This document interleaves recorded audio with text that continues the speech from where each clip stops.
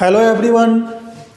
तो मैं आज इस वीडियो में एक छोटा सा टॉपिक डिस्कस करने वाला हूं, जिस टॉपिक का नाम है बायोट-सेवर्ट लॉ। दो साइंटिस्ट थे, दोनों ने मिलकर एक एक्सपेरिमेंट किया और उस एक्सपेरिमेंट का नाम है बायोट-सेवर्ट लॉ। दोनों साइंटिस्ट के नाम पे ही लॉ है और इनका शॉर्ट नाम लिया गया है बायोट और इनका भी शॉर्ट नाम है सेवर्ट। इन दोनों साइंटिस्ट के नाम पर पूरा नाम बायोट-सेवर्ट लॉ। इन दोनों ने एक्सपेरिमेंट किया और एक्सपेरिमेंट से मैग्नेटिक फील्ड का मैग्नीट्यूड और स्ट्रेंथ निकालने के लिए एक फॉर्मूला ड्राइव करके बताया इन दोनों ने। ठीक है, तो इस एक्सपेरिमेंट को हमको अभी पढ़ना है।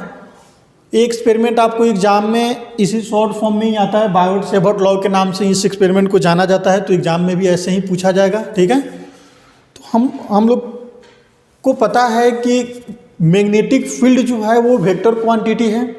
मैग्नेटिक फील्ड वेक्टर क्वांटिटी है तो उसका मैग्नीट्यूड एंड डायरेक्शन दोनों इम्पोर्टेंट है। तो हम लोग को यहाँ पे मैग्नेटिक फील्ड और उसकी डायरेक्शन भी फाइंड करना है। जैसे मान लो कोई करेंट कैरिंग कंडक्टर है, ठीक है ना, हमने माना कि ये कोई करेंट कैरिंग कंडक्टर है, यानी कि वायर है, इस वायर से करेंट फ्लो कर रहा है। ठीक है, सपोज किया कि यहाँ से आई करेंट फ्लो कर रहा है। हम लोग पहले की वीडियो में पढ़ चुके हैं कि कोई करेंट कैरिंग कंडक्टर है तो वो उसके सराउंडिंग में मैग्नेटिक फील्ड क्रिएट होता है। जैसे ये वायर है, ठीक है, तो इस वायर के सराउंडिंग में क्या होगा, इस वायर से जब करंट फ्लो करेगा तो इसके सराउंडिंग में क्या होगा, मैग्नेटिक फील्ड बनेगा। ठीक है ना, जैसे इस मार्कर को आप थोड़ी देर के लिए वायर समझो और सपोज करो कि यहाँ पे bottom to top electric current का फ्लो हो रहा है, इलेक्ट्रिक करंट का फ्लो हो रहा है, तो यहाँ पे मैग्नेटिक फील्ड इसके सराउंडिंग में क्रिएट होगी। और वो मैग्नेटिक फील्ड कैसे बनेगी, इसके सराउंडिंग में इस टाइप से बनी होगी। ठीक है ना, तो यहाँ पे मैग्नेटिक फील्ड कैसे बनी होगी, ऐसे बनी होगी, ऐसे मैग्नेटिक फील्ड बनेगी यहाँ पे। अच्छा जी, तो हम लोग को क्या है कि इस मैग्नेटिक फील्ड की डायरेक्शन देखना होगा। या तो यहाँ पे मैग्नेटिक फील्ड जो इसके सराउंडिंग में बनी होगी तो या क्लॉकवाइज या एंटी क्लॉकवाइज में बनेगी मैग्नेटिक फील्ड की डायरेक्शन। हमें पता है कि जैसे मैग्नेट से नॉर्थ पोल से मैग्नेटिक फील्ड निकलकर साउथ पोल की तरफ इंटर करती है, ठीक है ना, तो वैसे यहाँ पे मैग्नेटिक फील्ड कैसे बना होगा। तो इसके लिए अपने पास क्या लॉ है राइट हैंड थंब रूल। ठीक है ना, तो राइट हैंड थंब रूल से हम क्या करते हैं कि मैग्नेटिक फील्ड पता करते हैं। तो देखो कैसे, जैसे इस थंब को हम करंट के फ्लो के डायरेक्शन में रखते हैं। ठीक है, तो करंट जैसे फ्लो कर रहा है इस डायरेक्शन में, तो इसको हमने ऐसा रखा। अभी जो हमारा पाम है ये इनसाइड की तरफ आ रहा है, तो इस प्लेन पे मैग्नेटिक फील्ड क्या होगी, इनसाइड होगी। ठीक है, और अगर इसको ऐसे रखें, मैंने करंट के डायरेक्शन में हमको थंब को रखना है, तो पाम आउटसाइड आ रहा है, यानी कि इस पॉइंट पे क्या होगी, इलेक्ट्रिक फील्ड जो होगी वो आउटसाइड होगी। आप लोगों को पहले से पता है कि जो इलेक्ट्रिक फील्ड है उसकी डायरेक्शन को इनसाइड अगर दिखाना होगा तो हम क्रॉस से दिखाते हैं, आउटसाइड दिखाना होगा तो डॉट से दिखाते हैं। ठीक है ना, फाइनली करते कैसे हैं, ये तो हमने एक प्लेन ऑफ पेपर पे दिखा दिया। अगर आपको प्लेन ऑफ पेपर पे दिखाना हो तो इस पॉइंट पे इनसाइड होगी, इस पॉइंट पे आउटसाइड होगी। इसका क्या मतलब है जी, अगर यहाँ से इलेक्ट्रिक फील्ड इन हो रही तो यहाँ से आउट हो रही, इसका मतलब क्या है कि इलेक्ट्रिक फील्ड जो होगी वो ऐसे बनेगी। ठीक है, क्लॉकवाइज बोलो या एंटी क्लॉकवाइज बोलो, आप देख लेना आपके हिसाब से। ठीक है ना, इस टाइप से बनेगी। ठीक है ना, और जैसे ही करंट को हम रिवर्स डायरेक्शन में करेंगे तो फिर ये मैग्नेटिक फील्ड रिवर्स हो जाती है। ठीक है ना, तो यहाँ पे इसको देखने के लिए क्या करते हैं, करंट के डायरेक्शन में इसको रखते हैं और इस करंट के डायरेक्शन में थंब को रखते हैं और इस कर्ल को ऐसे हम स्क्रू बनाते हैं। ठीक है ना, इसको ऐसे घुमाते हैं, तो जिस डायरेक्शन में ये घूमती है उस डायरेक्शन में क्या बनता है, इलेक्ट्रिक फील्ड बनता है। ठीक है, जैसे देखो यहाँ पे कोई करंट कैरिंग वायर है, सपोज करो कि इसमें बॉटम टू टॉप करंट जा रही है, तो कैसे करेंगे, करंट की डायरेक्शन में थंब को रखेंगे। करंट की डायरेक्शन में हमको थंब को रखा, करंट के डायरेक्शन में थंब को रखे और इसको क्या करेंगे, ऐसे बेंड करेंगे। तो यहाँ पे बेंड करने पे कैसे बन रही है, यानी कि इलेक्ट्रिक फील्ड जो है वो कैसे बन रही है, ऐसे बन रही है। देखो यहाँ पे थंब को करंट के डायरेक्शन में इसको ऐसे बेंड करो तो इलेक्ट्रिक फील्ड इनसाइड की तरफ बन रही है, यानी कि यहाँ पे इलेक्ट्रिक फील्ड जो होगी वो ऐसे बनेगी। अच्छा, ये 3D में है तो इसको 2D में ऐसे ही ड्रॉ कर सकते हैं। तो मैं अभी इसका डिस्कशन नहीं कर रहा हूँ, ठीक है ना, ये मैंने पहले ही डिस्कस कर लिया हूँ। मुझे अभी क्या पढ़ना है, बायोट सेवर्ट लॉ। तो आपको एक करेंट कैरिंग कंडक्टर से इलेक्ट्रिक फील्ड की डायरेक्शन तो फाइंड करने आता है, ठीक है ना, मैं थोड़ी बहुत बता भी दिया, ठीक है। लेकिन अगर मैं पूछूं कि इस पॉइंट पे, जैसे देखो ये करंट कैरिंग वायर है, यहाँ पे मान लो इलेक्ट्रिक फील्ड ऐसे है, तो इस पॉइंट पे इलेक्ट्रिक फील्ड की स्ट्रेंथ क्या होगी, इस पॉइंट पे इलेक्ट्रिक फील्ड की स्ट्रेंथ क्या होगी, यहाँ पे क्या होगी, यहाँ पे क्या होगी। तो मतलब इसके सराउंडिंग में किसी भी पॉइंट पे, करंट कैरिंग कंडक्टर के सराउंडिंग में किसी भी पॉइंट पे हमें जब इलेक्ट्रिक फील्ड की स्ट्रेंथ यानी इसकी मैग्नीट्यूड फाइंड करना होगा, तो कैसे फाइंड करेंगे, किस फॉर्मूला से फाइंड करेंगे, इसको मैं अभी ड्राइव करके निकालूंगा, ठीक है ना। और इस फॉर्मूला से हम लोग को डायरेक्शन भी पता चल जाएगा और मैग्नीट्यूड भी पता चल जाएगा। और ऐसे भी हम लोग को डायरेक्शन निकालने का एक तरीका अपने को आता है। इसके अलावा भी बहुत सारा तरीका है, मैंने आपको बताया भी है, ठीक है। तो देखते हैं, ठीक। हमने माना कि कोई एक करंट कैरिंग वायर है जो इन्फिनाइट है, इन्फिनाइट वायर है, कहाँ से स्टार्ट हो रही है कहाँ खत्म हो रही है हमें नहीं पता, इसका एंड हमें पता नहीं है। तो कैसे करेंगे, ठीक है ना, क्योंकि जनरली जो रियल लाइफ में है तो वायर ऐसे ही होगा, ठीक है ना, इन्फिनाइट वायर मिलेगा। तो हमने इसमें माना कि करंट जो है वो आई फ्लो कर रही है, ठीक है ना, आई फ्लो कर रही है।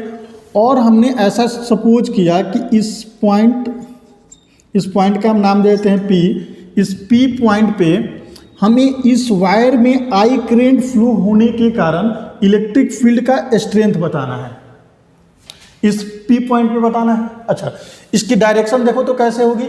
इसकी डायरेक्शन देखने के लिए हम क्या करेंगे, थंब को करंट के डायरेक्शन में, थंब को करंट के डायरेक्शन में रखो और इसको ऐसे बैंड करो, कर्ल बनाओ, ऐसे स्क्रू, ठीक है। इसको राइट हैंड थंब रूल बोलते हैं। देखो यहाँ पे तो ये इनसाइड की तरफ जा रहा है ना, तो इस पॉइंट पे इलेक्ट्रिक फील्ड जो होगी वो इनसाइड होगी और इनसाइड को हम क्रॉस से दिखाते हैं, मैंने दिखा दिया, ठीक है। अब देखते हैं कि इस वायर से, इतनी बड़ी जो वायर होगी, इन्फिनाइट वायर होगी, उससे तो हमें निकालना के लिए कोई फॉर्मूला नहीं होता है। हमारे पास क्या होता है कि जैसे हमने किसी एरिया को फाइंड करना होता है, मान लो कि जैसे रेक्टेंगल है, ट्रेंगल है, तो इसके एरिया का हमें डायरेक्ट फॉर्मूला होता है, ठीक है ना। बट कोई आर्बिट्री शेप, मान लो कोई इस टाइप का शेप हो, ठीक है, तो क्या करते हैं, छोटा सा हम पार्ट लेते हैं, उसका एरिया फाइंड करके उसको इंटीग्रेट कर लेते हैं। तो ये चीज़ें आप लोगों को पहले भी मैंने बताया है, आपको आता भी है। तो हम लोग वैसे ही यहाँ पे क्या करेंगे, एक छोटा सा एलिमेंट लेंगे, एक छोटा सा एलिमेंट लेंगे जिसको हमने बोल दिया कि DL है, मतलब ये एक वायर है, इसका एक छोटा सा एलिमेंट यहाँ पे हमने DL ले लिया, ठीक है ना। अब इस DL के कारण इस P पॉइंट पे मैग्नेटिक फील्ड निकालेंगे, ठीक है, मैग्नेटिक फील्ड इस P पॉइंट पे निकालेंगे और अब उस मैग्नेटिक फील्ड को क्या करेंगे, जब हमें टोटल का निकालना होगा तो टोटल का लिमिट लेकर इंटीग्रेट कर देंगे, ठीक है ना। हमें पता है कि इंटीग्रेशन कब करते हैं, जब किसी भी छोटी पॉइंट को हम इंटीग्रेट करेंगे तो बड़ी होती है ना, ठीक है। ज़्यादा डिस्कशन नहीं कर रहे हैं, आपको समझ में आ रहा होगा, ठीक है। एक छोटा सा DL हमने एलिमेंट लिया, इसके कारण मैग्नेटिक फील्ड इस P पॉइंट पे निकालेंगे और इस P पॉइंट पे मैग्नेटिक फील्ड निकाल कर क्या करेंगे, उसको इंटीग्रेट कर लेंगे, ठीक है। अब देखो ये P पॉइंट है, इस P पॉइंट को इस DL से हमने माना कि R डिस्टेंस पे है, ठीक है। तो ये वेक्टर क्वांटिटी हो जाएगा जी, डिस्प्लेसमेंट बता रहा है ना, यानी यहाँ पे क्या हो, ये पोजीशन वेक्टर होगा, ठीक है। तो इस पोजीशन वेक्टर को हमने R से डिनोट किया।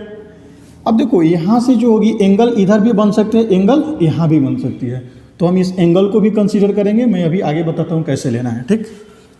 अब देखो इसमें हमने क्या कंसीडर किया, आपको एक दो लाइन लिखना भी होता है कि consider a wire and A P point और एक स्मॉल एलिमेंट DL, और P पॉइंट का लोकेशन क्या है, आर वेक्टर है, यानी कि DL से R डिस्टेंस पर हमने एक P पॉइंट को कंसीडर किया और उससे हमें क्या निकालना है, मैग्नेटिक फील्ड निकालना है। अब देखो मैग्नेटिक फील्ड निकालने के लिए क्या क्या करना होगा, इसमें देखो बायोट सेवर्ट लॉ का एक्सपेरिमेंट है, उस एक्सपेरिमेंट में उन्होंने जैसे किया है वैसे हम लोग को करना है, ठीक है ना। साइंटिस्टों ने क्या किया इस एक्सपेरिमेंट में, और इसके अलावा भी मतलब कि बहुत सारे जगह यूज किया जाता है, एक वर्ड आता है करेंट एलिमेंट, ठीक है। क्या वर्ड आता है, करेंट एलिमेंट। जब DL है और DL को I से क्रॉस कर लेते हैं, यानी कि I आई और डी एल। तो इस दोनों को जब ये आई के साथ डी एल मल्टीप्लाई होता है तो इसको बोलते हैं करेंट एलिमेंट। और ये जो करेंट एलिमेंट होता है ये वेक्टर क्वांटिटी होता है।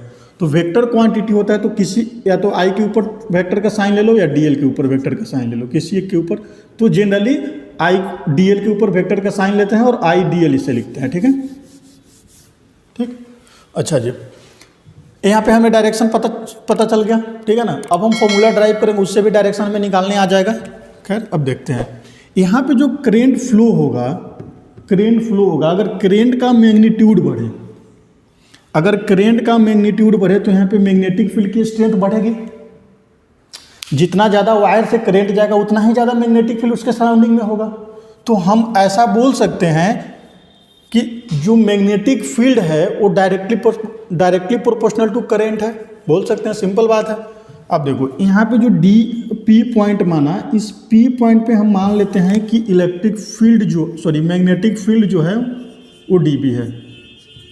एक छोटे से पॉइंट के कारण हमने डी बी मान लिया तो टोटल के कारण क्या हो जाएगा, बी हो जाएगा। ठीक है, यहाँ पे हमने मान लिया कि ये डी बी है। मैग्नेटिक फील्ड वेक्टर क्वांटिटी, सो हम लोग यहाँ पे वेक्टर लिखेंगे। अब हम एक्सपेरिमेंट में देखते हैं कि एक्सपेरिमेंट में क्या क्या किया गया। डी बी जो है वो डायरेक्टली प्रोपोर्शनल टू आई होगा, इसको मान लो 1, कोई खास बात नहीं है। ठीक है। इस डीएल की वैल्यू को, अगर इस डीएल के लेंथ को और इंक्रीज करें, मान लो इस डीएल के अंदर जो इलेक्ट्रॉन पास कर रहा होगा, यानी इसके अंदर जो चार्ज होगा, यहाँ पे जो चार्ज होगा डीएल के अंदर जो चार्ज होगा, इस छोटे से एलिमेंट में जो चार्ज होगा, अगर मान लो 100 इलेक्ट्रॉन हैं, तो अगर 2 इंटू डी एल करें, यानी कि इसको 2 टाइम्स कर लें, डीएल को 2 टाइम्स कर लें, यानी कि यहाँ से यहाँ तक हमने डीएल माना तो यहाँ से यहाँ तक ले लो, तो क्या हो जाएगा, इलेक्ट्रॉन भी 2 टाइम्स हो जाएगा। यानी कि क्या होगा, जैसे जैसे हम डीएल की वैल्यू को बढ़ाएंगे क्या होगा, चार्ज की वैल्यू बढ़ेगी। तो जब चार्ज की वैल्यू बढ़ेगी तो फिर मैग्नेटिक फील्ड बढ़ेगा। तो हम ऐसे भी लिख सकते हैं कि डीबी जो है वो डायरेक्टली प्रोपोर्शनल टू डीएल, मान लिया इक्वेशन 2। ठीक है। मैग्नेटिक फील्ड जो है करंट के डायरेक्टली प्रोपोर्शनल भी होगा। मैग्नेटिक फील्ड क्या होगा, इसके डीएल जो एलिमेंट, स्मॉल एलिमेंट कंसीडर किया उसके डायरेक्टली प्रोपोर्शनल भी होगा। यानी कि जितना लॉन्ग वायर होगा उतना ही ज़्यादा मैग्नेटिक फील्ड होगा। यही होगा ना डीएल का मतलब। ठीक है ना। अब देखो जी, अब यहाँ पे हम थीटा को कंसीडर करेंगे। इसकी पोजीशन को बताने के लिए हम यहाँ पर थीटा कंसीडर किए। हमने माना कि इसके बीच में जो एंगल बन रही है वो थीटा है। एंगल हम इस साइड का भी ले सकते हैं। मान लो इस एंगल को हमने अगर बीटा माना और इसको थीटा माना, ठीक। तो अपने को जब क्रॉस प्रोडक्ट याद है, ए क्रॉस बी यानी ए वेक्टर का क्रॉस बी वेक्टर के साथ करें तो ये आता है A B sine theta n cap, इतना आता है। ये क्या होता था, क्रॉस प्रोडक्ट होता है। यानी कि इसका जब रिजल्टेड वेक्टर क्वांटिटी हो तो उसको हम लोग साइन के साथ लेते हैं। Theta angle between A and B होता है। ठीक है। तो यहाँ पे जो रिजल्टेड हमारा आएगा बी, वो भी वेक्टर क्वांटिटी है और यहाँ पे पोजीशन वेक्टर को हमें लेना है। तो इसलिए हम यहाँ पे साइन थीटा लेंगे। और साइन थीटा लेने का और लॉजिक देखो क्या होगा। अगर यहाँ पे हमने साइन थीटा लिया तो sine theta equal to sine 180 minus theta होता है। तो अगर इस बीटा की बात करें तो ये बीटा कितना हो जाएगा, 180 माइनस थीटा होगा क्या। देखो अगर ये थीटा है तो यहाँ पे कितना बन जाएगा, 180 बनेगा, टोटल 180 बनेगा। तो ये वाली जो बीटा हम जिसको माने हैं वो 180 माइनस थीटा हो जाएगा। तो साइन 180 माइनस थीटा लो या साइन थीटा लो, दोनों तो इक्वल है ना। तो हम साइन थीटा भी ले सकते हैं या साइन 180 माइनस थीटा ले लेंगे, यानी कि जो हम बीटा माने हैं उसको ले सकते हैं। तो इसलिए हम यहाँ पे साइन के साथ लेंगे और क्या ले लेंगे, कोई भी एंगल ले लो, इसे ले लो या इसे ले लो। तो हमने यहाँ पे ले लिया कि जो डीबी है वो directly proportional to sine theta है। ठीक है। हमारे पास 3 इक्वेशन आ गया। dv directly proportional to I, dv directly proportional to dual और dv directly proportional to sine theta. ठीक है, अब इस तीनों इक्वेशन को कंबाइन करें।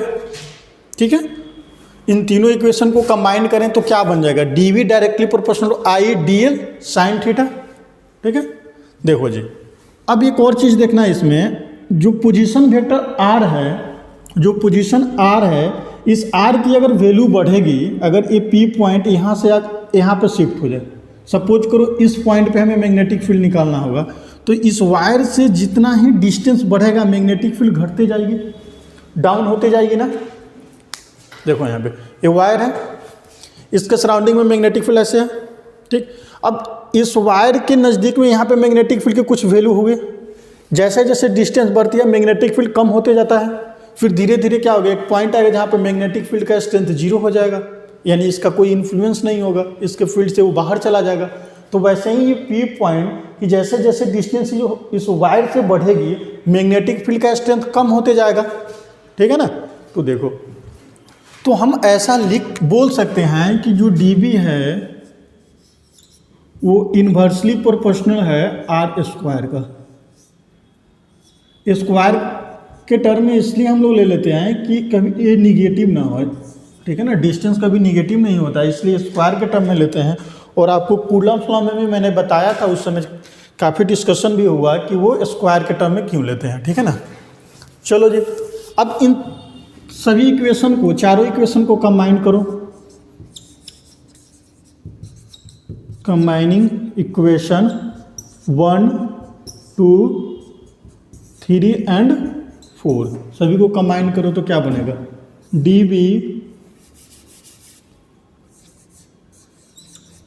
dV vector equal to dV directly proportional to I dl sine theta और inversely proportional to r square. इसको ऐसे लिख सकते हैं। ठीक है, अब देखो ये प्रोपोर्शनल का साइन है, तो प्रोपोर्शनल का साइन को हमें हटाना होगा तो किसी कांस्टेंट का मल्टीप्लाई करते हैं। जैसे कूलम्ब्स लॉ में हम लोग ने क्या लिया था, कूलम्ब कांस्टेंट k लिया था और उस k का वैल्यू कितना होता था, 9 × 10⁹, इट मीन्स कि 1/4 पाई एप्सिलॉन नॉट। ठीक है, वैसे ही यहाँ पे इस प्रोपोर्शनल को साइन को हटाने के लिए हम किसी k को लेंगे और वो उस k का वैल्यू कितना होगा मैं अभी बताता हूँ। तो इस dB यहाँ पे हम dB equal to k ideal sine theta divide by r square. यहाँ पे k क्या है, फियर k प्रोपोर्शनलिटी कांस्टेंट,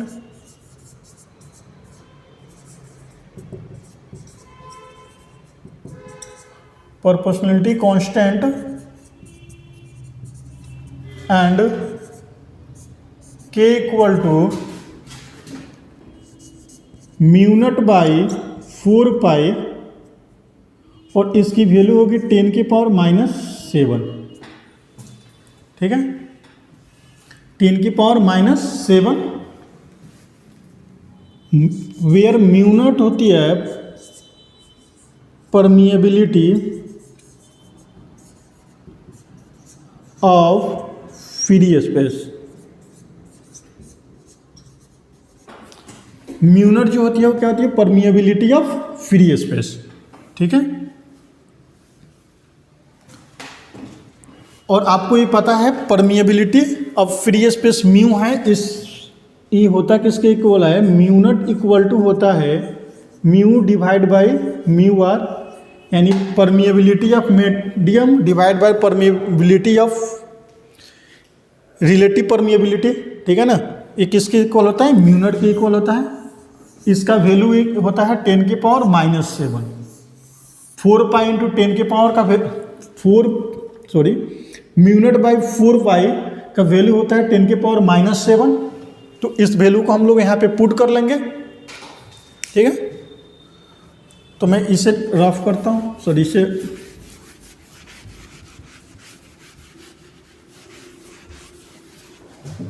तो फाइनली इसकी बात करें तो ये dB equal to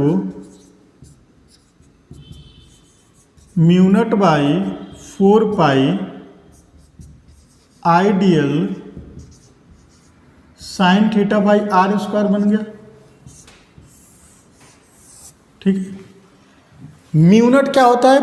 permeability of free space. Free space का परमिएबिलिटी, इसको पहले भी मैंने बताया है, तो डायरेक्ट इसकी वैल्यू को मैंने यहाँ पे पुट करूँ तो जब भी आपको न्यूमेरिकल करना होगा तो म्यू नॉट बाई 4 पाई की वैल्यू कितना हो जाएगा? 10 के पावर -7 हो जाएगा। ठीक है ना? क्लियर है इतना? ठीक है। हमें आपको पता है थीटा, इसकी वैल्यू को ले लेंगे। ठीक है ना? यहाँ पे जो हमने थीटा माना, अगर इसको मानना होगा तो 180 माइनस थीटा कर सकते हैं, हम कोई भी वैल्यू ले सकते हैं। ठीक है। देखो, relative permittivity, absolute permittivity of free space, permittivity of free space, या इसी को absolute permittivity of free space बोलेंगे। इसकी वैल्यू हमें डायरेक्ट मिल गई। अब देखो डीबी का है, यहाँ से मैग्नीट्यूड हम फाइंड करने के लिए ये फॉर्मूला को यूज कर सकते हैं। अब देखो इसके साथ डायरेक्शन भी होगा, तो डीबी जो वेक्टर है इसको अगर डायरेक्शन के साथ लेंगे तो mu naught by 4 pi ideal sine theta divide by R square n cap. N cap ले लो, यहाँ पे आर कैप ले लो। आर कैप क्या है यहाँ पे? बोलो जी। वेक्टर, सॉरी यूनिट वेक्टर है, और इस यूनिट वेक्टर का वैल्यू कितना होता है? R unit equal to R vector, यानी यहाँ पे क्या है? वेक्टर का मैग्नीट्यूड एंड डायरेक्शन दोनों है। इसको इसके केवल मैग्नीट्यूड से डिवाइड कर दो तो ये क्या बच जाएगा? केवल मैग्नीट्यूड बच जाएगा, सॉरी केवल डायरेक्शन बच जाएगा। तो यूनिट वेक्टर के साथ में क्या होता है? केवल डायरेक्शन होता है। तो आर, अगर केवल सिंपल हम आर वेक्टर लिखे, यानी कि इसके साथ डायरेक्शन और मैग्नीट्यूड दोनों हैं, इसके साथ क्या केवल मैग्नीट्यूड है, तो direction into magnitude divide by magnitude, तो मैग्नीट्यूड से मैग्नीट्यूड कैंसिल होकर क्या बचेगा? केवल डायरेक्शन बचेगा। तो यूनिट वेक्टर क्या है? केवल डायरेक्शन को बताता है। चलो मैं इसको अभी आगे करता हूँ। इससे पहले हम इंपॉर्टेंट चीज़ क्या है? इसकी यूनिट। हमने देखो वहाँ भी यूनिट लिखा नहीं है, तो इसकी यूनिट देखते हैं, इसकी यूनिट कैसे निकलेगी। ठीक है ना? मिटा दूँ?